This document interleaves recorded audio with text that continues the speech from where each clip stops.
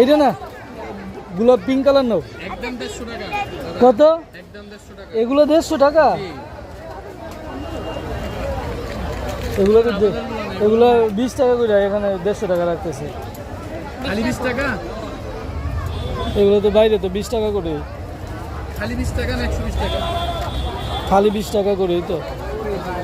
কি আছে মেলার বাইরে? 100 করে কিনবে, 100 করে কিনবেন না 150 করে কিনবেন? দুগুনি কেউ আপনি কিনে দেন 20 টাকা 80 টাকা লাভ নেই। কম রাখেন।